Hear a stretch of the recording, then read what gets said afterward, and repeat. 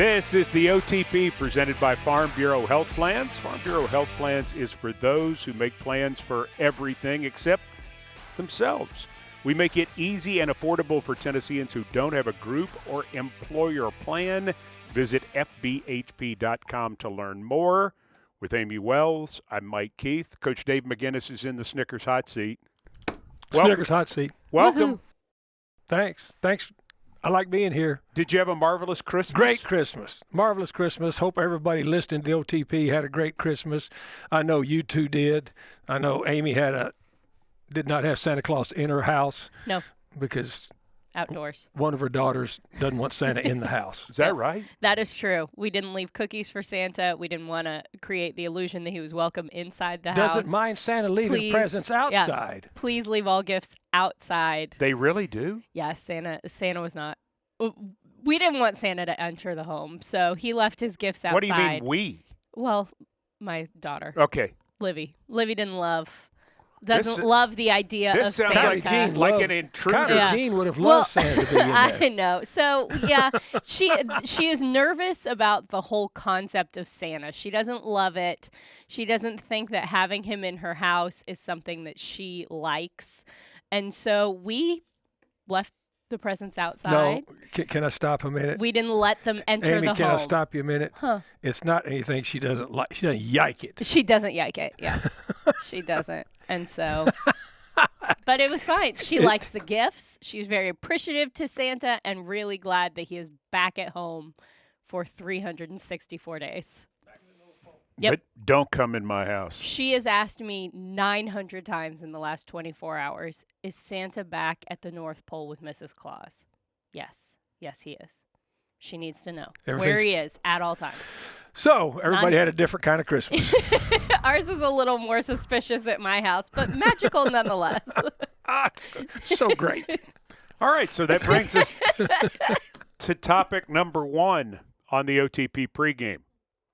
Should the NFL keep playing Christmas games when Christmas falls on a Tuesday or Wednesday, Coach Mack? Is that for me? Yes. Yeah. Absolutely yes.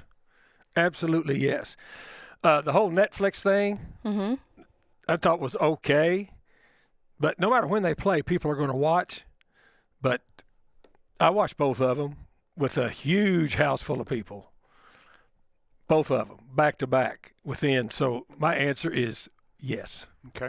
So you think even on a Wednesday, and you like how they did it where they had the teams who were going to play on Christmas play on Saturday, so they had an extra day. And I absolutely did. I mean, I wouldn't, if I were coaching a team, I would not be against playing on Christmas. We've done it before here, right?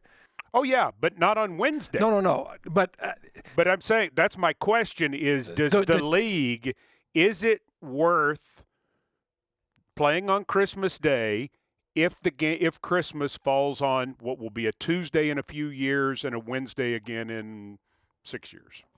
Yes, Okay. Absolutely yes. LeBron James didn't like it, but I have no problem with it. LeBron James is 55 years old. That's different. So now those teams that played, the Ravens, the Chiefs, whoever, they now have an extended. Oh, yeah. That's kind of nice. They have that 11. makes it worth it. Well, but they played early as well. They played on Saturday, so it's not even as bad as going Sunday to Thursday. 100% right, Mike. Yeah, So they played Saturday to Wednesday. To Wednesday. And then they get all and that now time they off. get all that time off. Yeah, that kind of it's tough on the front end, but the recovery on the back end, especially in December, that's not bad. Means Houston's going to come in here with a lot of rest. Yeah, that's not great for us. But nothing to play for. That is kind of great for us. Houston is the 4 seed. Yeah. Their seed's decided. Yeah. That is kind of nice. That will be fascinating to see how D'Amico Ryans chooses to play this with a football team that is not playing well against the game that your owners want to win more than any other, especially because the Titans beat you on November 24th, and the Titans are going to dress as the Oilers for that game. Yeah. So what does Houston do? And they have this extra time to stew in their own juices about Oh, that's a great analogy. It's a perfect analogy, Mike. I'm with Well, you on I'm asking the question. that. No, they're Because- stewing in their own juices. Because they've lost 3 in a row. They've lost 3 in a row. And, I mean, listen. And that's some juice you don't want to be in. Well, and here's the other thing, too. This is the one you want more than any other. No, you're right. And now you're playing it, and it doesn't matter. Yeah, and you have to have your players healthy because you've lost 3. Right. You've got a secured spot, but now the only thing that makes the season successful is you got to win that first playoff game. That's exactly right. I mean, in reality, I mean, when Bill O'Brien was the coach and Cal McNair was the owner, Yep. he sat people. And Bill O'Brien, I think, just said, listen, we want to do well in the playoffs. Yeah. So the thing we can't have happen is we can't have our quarterback get hurt. We can't have, DeAndre Hopkins get hurt or Andre Johnson get hurt or any of those players. No, because it's the NFL tournament's one and done. Oh, yeah. So you've got to be as ready as you can be. I am interested in this conversation because it takes the football motivation part of it almost out of it. And there's the ego motivation. There's the bragging rights motivation. Well, so who manages that? Who can go and say, listen, this is what – because now – we got to win this game. Well, but or say, listen, we've got to be smart here because if we – and I mean, Jeff Fisher got this business in 2008. I'll never forget it. We go to play Indianapolis. Yep. We've won the division. Yep. We don't need the game. And he sits everybody, including Chris Johnson. And then we lose the first playoff game to Baltimore. So people came back to that and said, there is no way that you should, in any way, shape, or form, have not played your starters in that last game because you had the week off. Now, Houston doesn't have the week off, but everybody got on Jeff Fisher about it. And Jeff's point was, and it was so spot on, he goes, okay, fine, whatever. Let's say you're right. If we play Indianapolis in a meaningless game and I get Chris Johnson hurt, yeah, how dumb am I? Especially because we saw how that game with Baltimore in the playoffs turned when Chris Johnson did get hurt. It was on CJ2K's high ankle sprain. Right. That was intentional. Right. But if that had not happened, but say it had happened in the regular season finale and you had not had him, and then you'd have lost the game, you'd have felt like a complete idiot. Right. See, and what people need to understand that I can tell you from a coach's perspective, you're not afraid to put them out there, but you also put them out there with the fact that they're going to be going 100 miles an hour when they're out there because that's the only way that you can play this game. It's violent, and it can be unintentional, but if somebody's injured, it doesn't matter that you were playing that game and didn't have to win it. If they get injured, their injury matters. Sure. Yeah. So that's what he's up against. But on the flip side, if you're D'Amico, what if you think they need to play? Yeah, you need to get this team a win. Well, but remember, they don't have the week off. They will play week 1 of the playoffs. Yeah, they're going back to back. They're going back to back. They will have had 11 days off coming into this game. I think he's got an interesting decision to make from that standpoint. But if he decides that he doesn't want to play them, which is totally reasonable, and he's a good coach, yeah, then how hard is it going to be to sell that against? Because you'll have guys coming off of the Tennessee Oilers. Here's the other part to that caveat. The conundrum. The Titans have already beaten them once. Well, that's it. Mm-hmm. If you had beaten them on November 24th, I think it's a no-sell. You don't have to sell it at all. And that's the other caveat to this. Right. Well, we'll find out. But do you agree with Coach Mack that the NFL should continue to play Christmas games when Christmas falls on Tuesday or Wednesday? Yeah, I think so. I mean, I think for the league, I mean, they made a good chunk of change off of those. They make 150 million. 75 million a game. 75 per game. Yeah. Who is the best person on the Netflix telecasts? Ooh. Because they had 800 people that they Well, that's why it's hard Everybody. to pick one. Yeah, they've had every person. I really liked Laura Rutledge and the McCourtys. I thought that was a really good pairing. Mm-hmm. Like they all three of them worked really well together. I thought that was good. I thought Noah Eagle did a great job. He's good. I thought he did a really good job. He was a topic of conversation at our house just because of how good he was. We've always thought he was good, though, right? Yeah. Well, 28 now, I think. Yeah, something like that. But he's the real thing. But he doesn't act like 28. Nope. No, not at well, all. Well, he's like his dad. He's like his dad. Clearly, he has had some advantages because of who his dad is. But the bottom line is, it's what you do with the advantage. Yeah. And I don't think there's anybody who sees him and goes, well, he doesn't belong. Yeah. You're like, and the first thing you say is you go, he's 28? Yeah. Yeah, I think he's very good. When I listen to him do a game, I'm not distracted by him. Yep. Which is he the just point. does a game. Mm-hmm. Which is his dad's strength. That's his dad, too. I mean, that's what you do. Well, you're nice to say that. I'm pretty distracting. No, you're not distracted. But, you don't distract me. Only if you're in the booth. You move a lot. Move a lot. I'm pretty close to you. I'm not distracted when I'm with you. All right, topic 2. It's good. This is a Coach Mack question. Titans and the Jaguars will play for the second time in 3 weeks. When you play a team that quickly back-to-back as a coach, what do you have to change? The first thing you do, if you lost the game, you go back and you pull it apart and find out where we lost it. Okay. This one's a pretty easy one. You find out where you lost it. You didn't score when you got down in the red zone because you moved the football. Right. You ended up kicking. So you parse that. What happened on first, second, and third down that made us have to kick field goals in the low red zone? The next thing you pull apart the second half where Brian Thomas Jr. was a non-factor in the first half, and then all of a sudden he was all they had in the second half. You look at that and say, we've got to do something to start from the start of the game to keep him out of it. The third part of it is you look at what's been giving you issues that the opponent is looking at on tape. You've got to get the run fixed.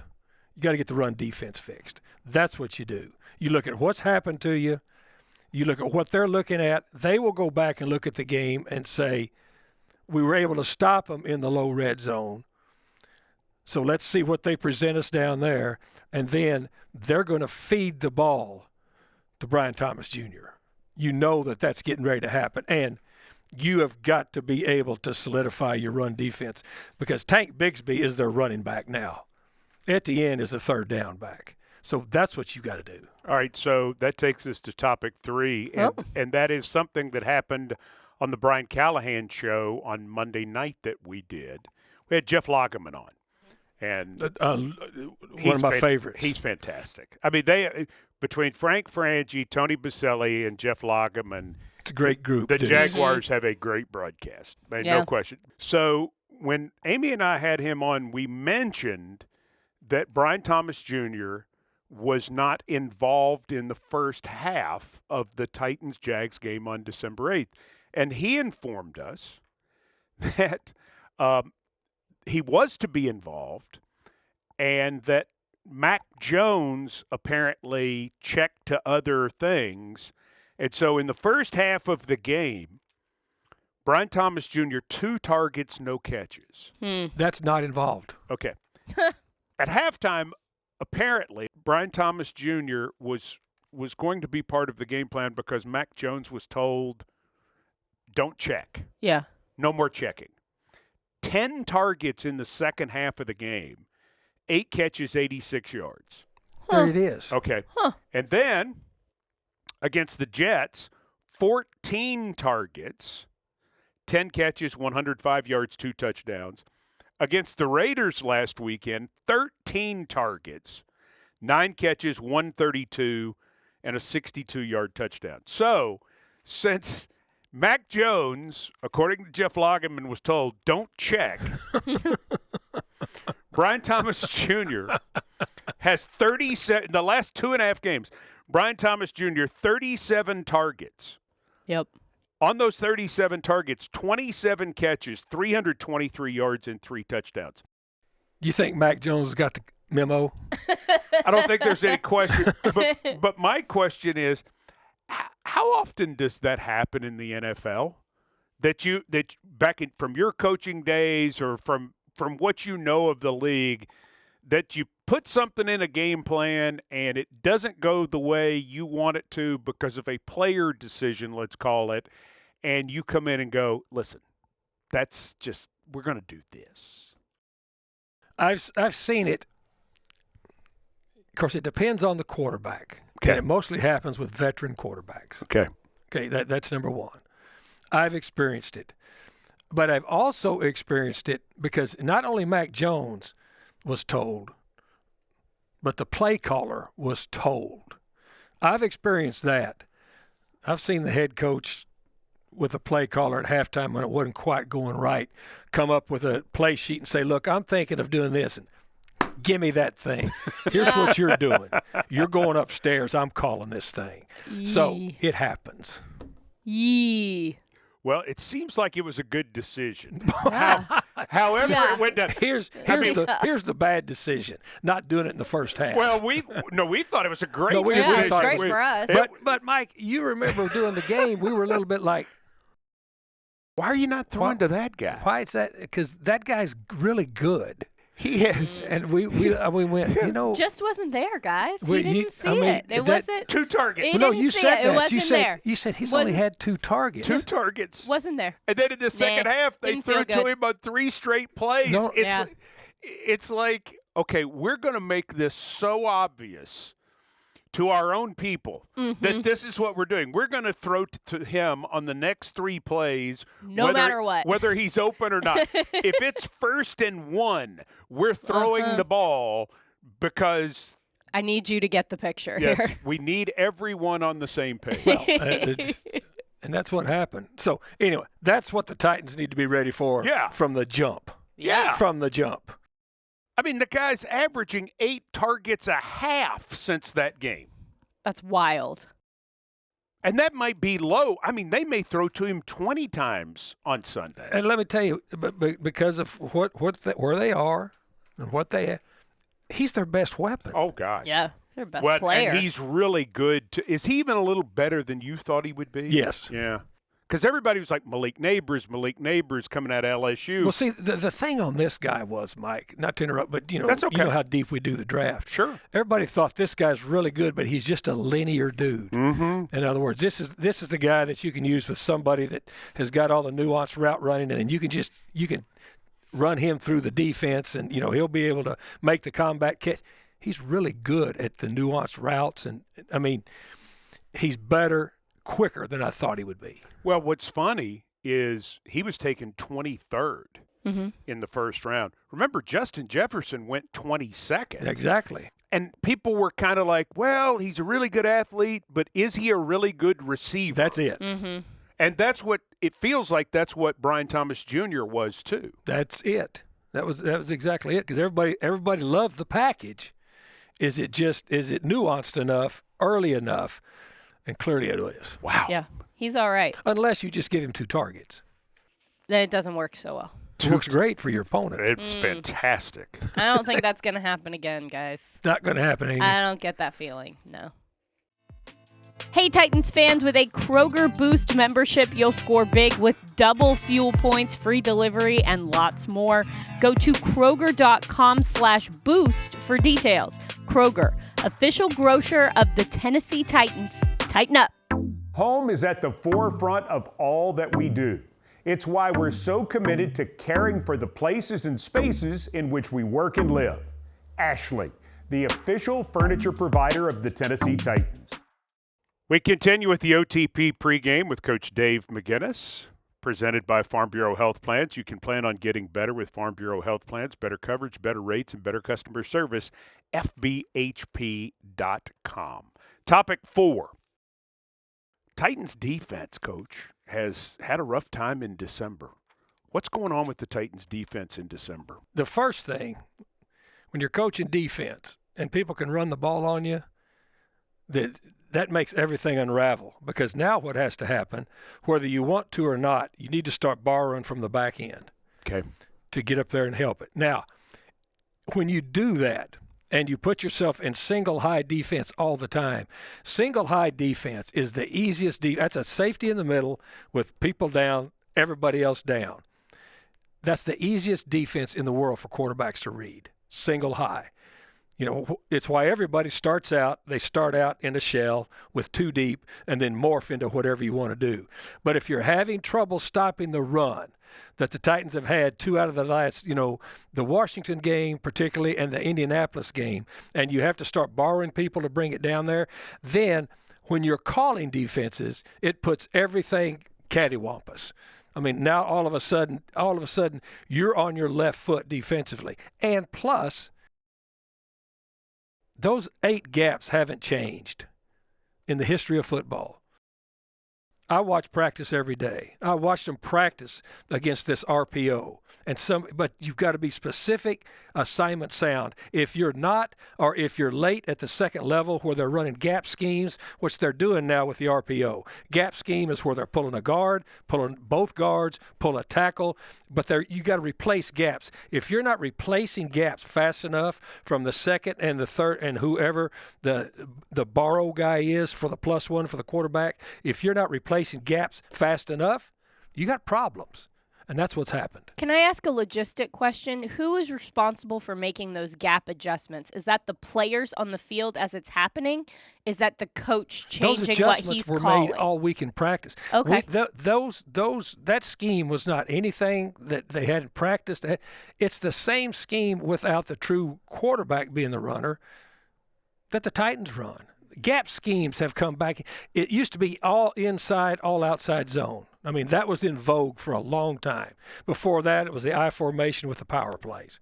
Okay? Now, everybody still has elements of all of those things, but these gap schemes, especially with these quarterbacks now that are runners, you practice it all week. There's not anything different. And it also goes along with what I call a crunch. You hear me call that a crunch, where they bring a tight end and use him as a next replace blocker behind the line of scrimmage. He'll come behind the line. But all of that is practiced.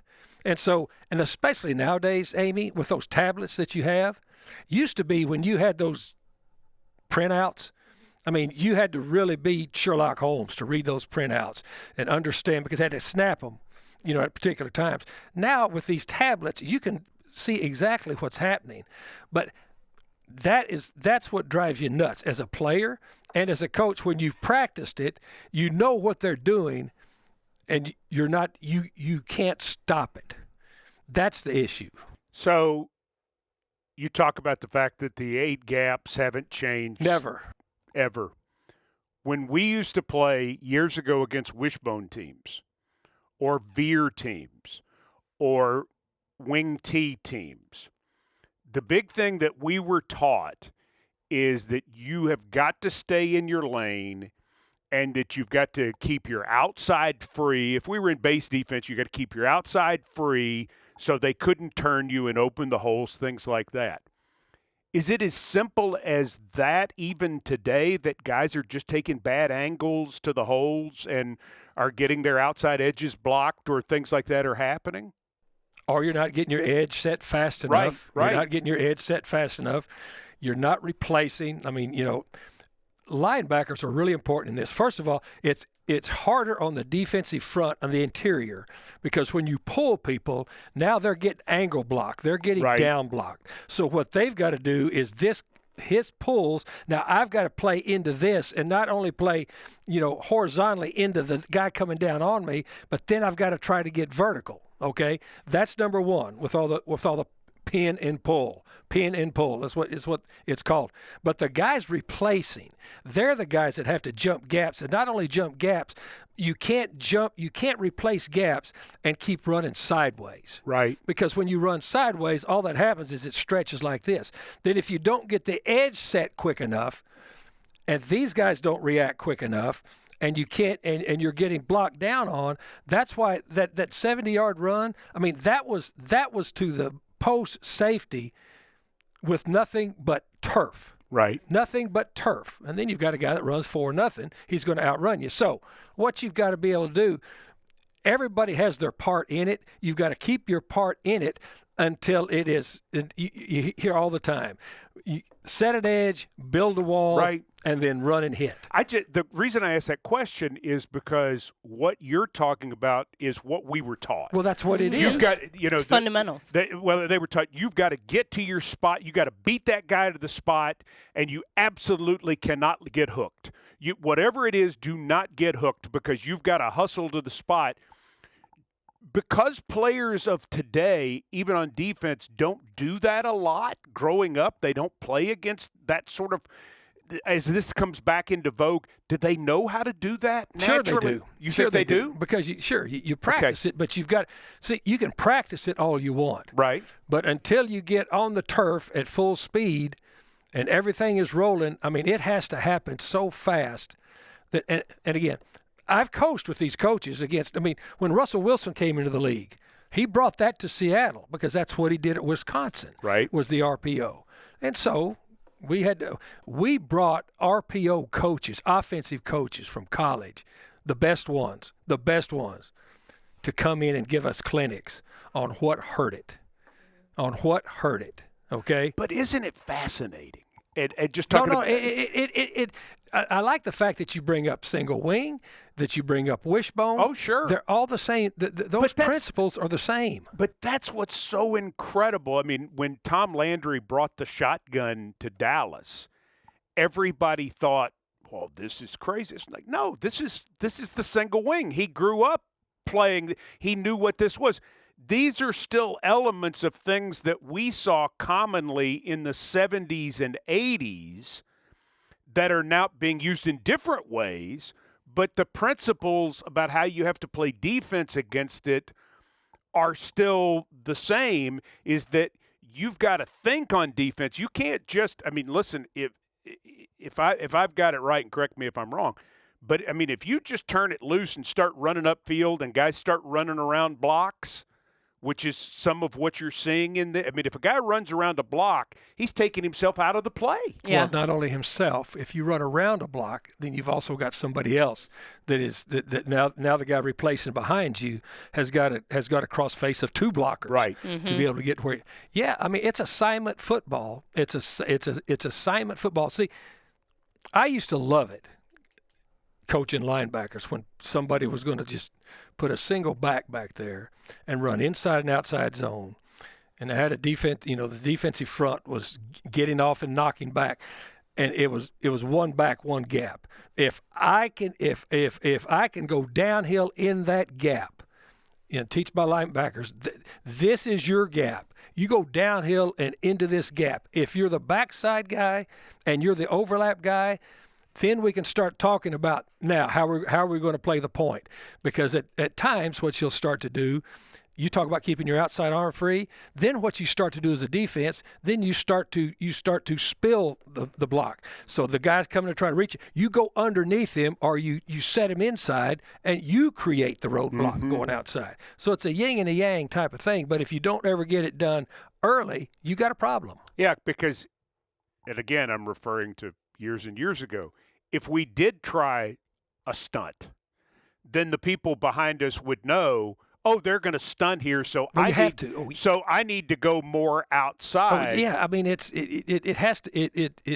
coordinated. Right. It's like piano keys. I mean, it's coordinated. And it has to be. But the element is, and the element in this league, when you've got quarterbacks like Jaden Daniels, or you've got one like Richardson now, that are runners first, legitimate runners first, then you've got to start plus wanting. Then the old wishbone techniques come into being, because now, I mean, somebody's got to have the mesh, somebody's got to have the quarterback, and then somebody's got to have the perimeter. Now, it's not so much the pitch anymore, Mike. Now the pitch part of it has become the throw on the RPO. Right. Yeah. The pitch has become the throw from the wishbone. Now, and then They read different things. They see how you're playing it, and they'll read the front side linebacker, or they'll read the back side linebacker. They'll read the 3 technique. They'll read the 5 technique.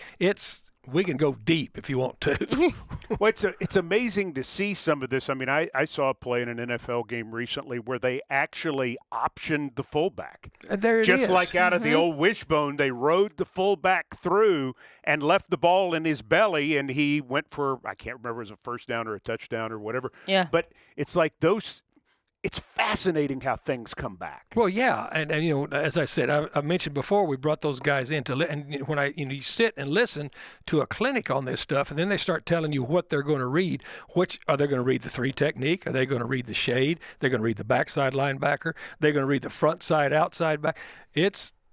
Yeah. We see some actual option now where they do option the end, which is crazy. Well, people are optioning now, and then they've got the wham the wham principle, where they'll bring somebody from the outside now that down lineman is looking, and all of a sudden he's not blocked, and instead of somebody coming here, somebody's ear holding him here. Topic 5, Titans have signed a kicker to the practice squad. There you go. They had Braden Narveson last week when they didn't know if Nick Folk couldn't go. Turned out Nick Folk couldn't go. Narveson kicked in the game. He was released on Monday. And on Thursday, they signed Matthew Wright to the practice squad. Matthew Wright, and we don't know if he'll kick or not, but he's on the practice squad. Yeah. He's appeared in 27 games. He's converted 51 of 59 field goals. Oh, so good he's job, only buddy. missed 8. That's good. 40 of 42 extra points. He has 24 touchbacks on 94 kickoffs. Wright is 7 of 11 on field goals of 50-plus. With a long of 59 against Las Vegas in 2022 while he was playing for the Chiefs. Oh. So There you go. bizarre off-season story for this guy. First of all, he comes into the league in 2019. First of all, can I just say something? It's not going to get weirder than selling bricks. Off season. Oh. I mean, career stories for kickers are all bizarre. It's Yeah. bizarre. Because they're like this. You know how Saturn has a lot of rings around them? Yes. That's the world they live in. Well, it's interesting you would say that because when he kicked He it. lived in a Saturn. They lived in a Saturn. He helped make Saturns in Spring Hill years ago. No. Actually, so he goes to UCF. Okay. Yeah. Yep. He interns with Lockheed Martin aerospace engineering, Yeah. while he's at UCF. So after he tries out for the NFL and gets cut, he goes to work for Lockheed Martin, Of course he does. As an aerospace engineer? I guess. Whoa. So then he decides he's going to try the kicking thing. So obviously they're not going to let you just come and go as you please at a place like Lockheed Martin. Yeah. So he's been around different places. We saw him in 2021. I'll go back to this in a moment, but let me give you his off season this year. Okay. 2024. Let's go. Matthew Wright spent the 2024 off season with Pittsburgh before they waived him August 26, 2024. So right at the end of training camp. Okay. All right, so he does nothing with a team for 6 weeks-ish. He's signed by San Francisco to replace the injured Jake Moody on October 8th. Okay. He makes all 3 of his field goal attempts at Seattle on October 10th. Good job. Stays with the team until November 15th when they waive him. Okay. No longer in San Francisco. So he's no longer in San Francisco as of the middle of November. Okay. Wright was then signed to the Kansas City practice squad It's 3 teams. 11 days later, November 26th. He made 4 of 5 field goals against Las Vegas on November 29th. He then hit 4 of 4 field goals, including a 31-yard game winner that banged off the left upright against the Chargers on December the 8th. Wright was named the AFC Special Teams Player of the Week. There you go. And Good job. And the same Wow. week he was cut. He was cut. Rats. December 14th, 2024. So he signs with the Titans 12 days later, the day after Christmas, December the 26th. But he's also part of one of the more bizarre stories that technically involves the Titans. Do you remember when Urban Meyer was coaching Jacksonville in Yes. 2021? I liked it when he was. Yeah, that was a good time for us. I liked it when he was. Yes. He did a really good job. Yeah, we really like that. So he gets into – they have a kicker who's out of this world named Josh Lambo. Yeah. Yeah. So Josh Lambo misses a couple of field goals in preseason. Allegedly, Urban Meyer comes. I think they said he kicked him During stretch. During stretch. During stretch. Yeah. And he said, "Hey, dip blank." Fill in the blank. Yeah, dip Blank. blank. This is allegedly. Make your blanking field goals. That's Okay. that's normally the way you treat your players during stretch. Yeah, That's good. So, Didn't like that. So the Josh Didn't like Lambo that. thing didn't go well. So they eventually cut Josh Lambo, who gets off to – not surprisingly, Josh Lambo's a little wigged out by the whole thing. He got kicked by his coach. Yeah, allegedly. Started the year 0-3, and they cut him. They replaced him with Matthew Wright. There we go. Matthew Wright. So we go down there to play, and Matthew Wright is just off the practice squad. He's like, what? Here I am. Here I Yeah. am. And Matthew Wright ends up missing a 53-yarder against the Titans, missed an extra point against the Titans, would play against the Titans later in the year, but all he did was kick off one time because the Titans won that game 20-0. That was a good game. That was the last Titans shutout. Yeah, that was a good one. So he's kicked against the Titans twice. He's also kicked for Pittsburgh, Kansas City again. San Francisco. He's spent time with Atlanta, with Detroit.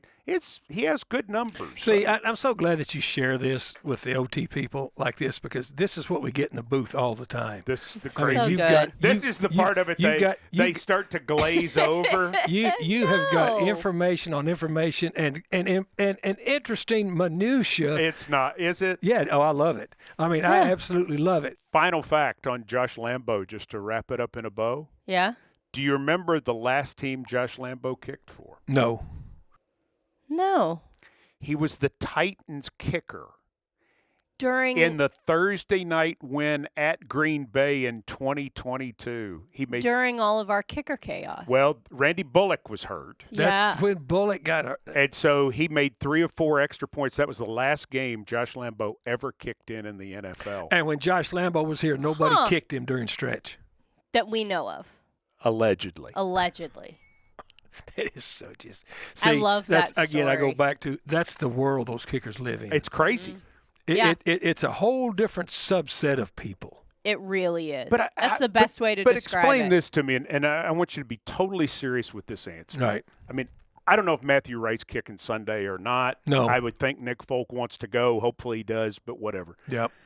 But what, in handling them, I mean, this guy, he's been all over the place trying to keep a job. He's had some success. There's got to be a part of him that wonders, why hasn't somebody just given me a real shot? He's made 51 of 59 field goals in the NFL, but nobody has ever chosen him as their guy. So you know this is in this person. How do you handle them as a coach? When you As a head coach, yes, I never talked to him. really. No. I would hire the best special teams coach I could hire everywhere I was. Right. Ended up with a great one in Bones Fossil. Oh yeah. Mm-hmm. Jeff Fisher. You'd say Jeff Fisher was a pretty good head coach for a lot of years, right? Mhm. He never messed with the kickers.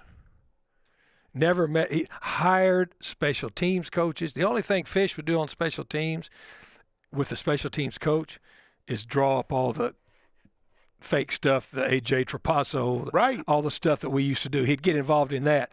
But technically teaching them, it's like these guys are like golfers. Right. Yeah. They've got swing coaches, and they've got particular ways they do it.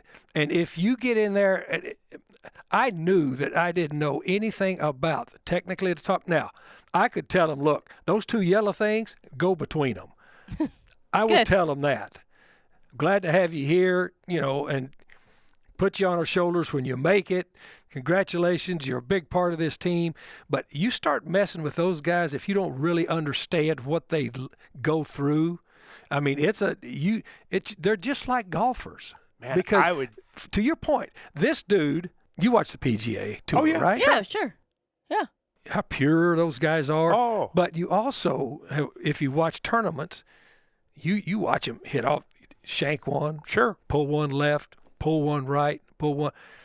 It's an amazing thing. But the guys that we're watching on the PGA Tour are the guys who are out there every week. We don't often get to see the guys who get in on one sponsor's exemption a year, Yeah. or they're trying to keep their card. I mean, Yeah. we see all the guys who are the things. We don't see the ones who are fighting, because every once in a while one of them gets in the last 2 or 3 groups of the day, but rarely. I mean, Nick Folk's a guy who's kept a job in the league forever. Yeah. Matthew Wright's 28 years old. I don't know how you do that. Yeah, he's trying to get his card. He's trying to catch on. And the thing about it is, all of these guys can kick. Oh, yeah. Mm-hmm. They can all, just like the golfers that are on those minor tours trying to get their. They can all play better than 2%. They're the 2% that can play at that level. Yeah. So that's why you've got to appreciate a guy like Nick Folk. That's why we appreciated a guy like when we had Craig Hendrick here. Oh, sure. Mm-hmm. I mean, because to do it year after year, after game after game after game. Mike, you remember when we were having all those kicking problems, and when we brought Gary Anderson back in. Brought Gary Anderson back in. This is a true story. Now, Gary Anderson runs a fly fishing camp in Canada. Well, sure. Why wouldn't he? Expert. Mm-hmm. Expert. So when Fish called and brought him in and said, hey, Gary, we need you. Now, you called a lot of his field goals. Sure. If it was a 39-yarder, he kicked it 39.5. Mm-hmm. If it was 42, he kicked it 42.5. And had just an easy but during practice, he would set up rings in the indoor and practice fly fishing, throwing it in rings. And then when it was time to kick, send Matt Thompson in there. Matt, go get Gary. He'd come out. Okay, so make it 6 or 7, go back in. But, Jeff wanted him so badly, you'll remember this, that when Joe Nedney got hurt for a second time Yes. in 2004, they couldn't get Gary in time because he had stuff that he had to do with his business. Yes. Oh. So they used, was it Aaron Elling? I think that's who Yes. it was, that we used for a week that ended up having to punt in the Miami game. He was the AFC Special Teams Player of the Week, and then we waived him on Monday to bring Gary in. There it is. Because Gary wasn't trying to do any of that macho stuff. Nope. Yeah. He was not trying to see how far he could kick it. Coach said it just right. All Gary was trying to do is make it. And That's it. And that was it. I mean, he was going to make the field goal. He was not going to show you how strong his leg was, and he wasn't about setting records or anything like that. He just made the field goal and he left. But he was so reliable, and reliability is what you want. That's it. Yeah. And that's what Jeff wanted. Yeah. Is that they said, well, we understand Gary can't get here in time, so we'll use this guy as a one-game fill-in. He just made the field goals and then left. He did. That's Well, awesome. He would hit I it. love it. I could show you footage. He would hit the kick and then start toward the sidelines. He would not. And I'm not saying. It's not that he was not interested. He was just. He was wouldn't not watch it. He interested. wouldn't He even watch was it. not interested. He wouldn't even watch it. No, he didn't watch it. And again, he didn't stand and admire how far up the net it hit or anything. Yeah. All he did was make it, and then he left. I mean, He's a great dude. from Sweden. Yeah, he was Yeah. he was one of the Wow. best dudes in the history of guys. I really love him. Great guy. Because he was so back to the PGA Tour. You ever watch Freddie Couples play golf? Yes. Even at this age, I mean, it is silk. Still smooth. Yeah. And he Like did Ernie Els. Like- it's the same swing. It's beautiful. but it's just like Gary when hit it, just walk. Start walking. I know it's good. Hey, Titans fans, SeatGeek makes it easy to find tickets so you can be a part of all the touchdown celebrations this season. Whether you're buying or selling football tickets, SeatGeek is the place to do it. SeatGeek is the official primary ticketing partner of the Tennessee Titans. The most disruptive idea in ticketing, a ticket that works. Expect the expected. SeatGeek! SeatGeek. Made a rookie mistake this football season? Maybe you should have had a Snickers. Because now you can enter for the chance to turn those rookie mistakes into prizes, including a trip to Super Bowl 59. Visit snickers.com/rookie mistakes for details. Time for the key ingredients of the game delivered by Little Caesars as the Titans get ready to play Jacksonville. Here we go. Go. Key number 1, run the football. The Titans did run the football well against the Jaguars on December 8th. Tennessee had control of that game, and while they didn't finish the job that day, the run game was not the issue. Fine place to start towards offensive success in Jacksonville on Sunday. Key number 2, get the Jaguars in 3rd and 5+. With tight end Evan Ingram out for the season with a shoulder injury, Jacksonville's best run after the catch weapon is not available. If quarterback Mac Jones has to hold the football to wait on receivers to come open on 3rd and 5 or more, chances for a sack and an interception increase. Key number 3, play the same game, only better. This is incredible. The loss to Jacksonville on December 8th was the first time in the 65-year history of the franchise that the Titans have lost a game when they have been +2 in turnover ratio and limited the opponent to 10 points or less. That won't happen again. So, win turnover ratio, hold Jacksonville to 10 points or less, but this time, take better advantage of opportunities to score touchdowns. If the Titans do that this Sunday, history shows Tennessee will not lose.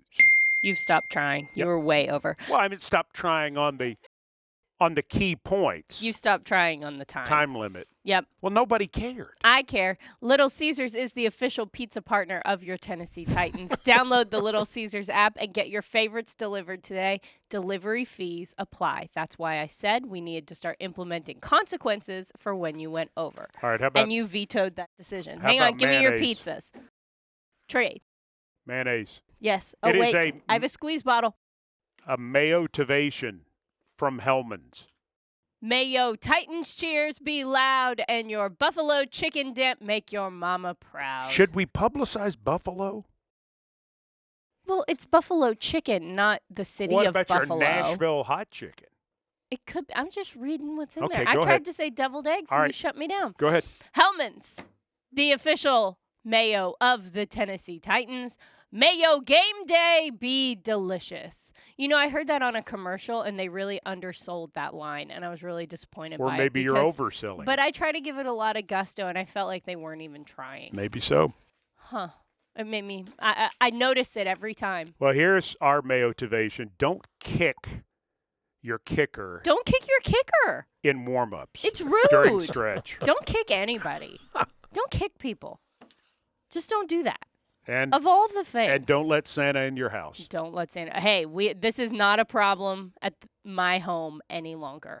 It's over. The threat has been neutralized. Santa is gone Thank you for doing this. until Easter. Thank you. Thank you for sitting in the Snickers hot seat, Coach Matt. I love the Snickers hot seat. I love the Snickers hot seat. I stole a whole jar of Snickers We know. the first time I was here. We're aware. I know. So We're it's really afraid not you're gonna stealing do if I it told you I again. took it. I'm going to fill it with mayonnaise next time. See if you steal that. Probably. Be Yeah, you delicious, would, but actually. harder to give away. Harder You to give would. away. You would steal it. For though. Coach Dave McGinnis and Amy Wells, I'm Mike Keith, thanking you for joining us for the OTP pregame.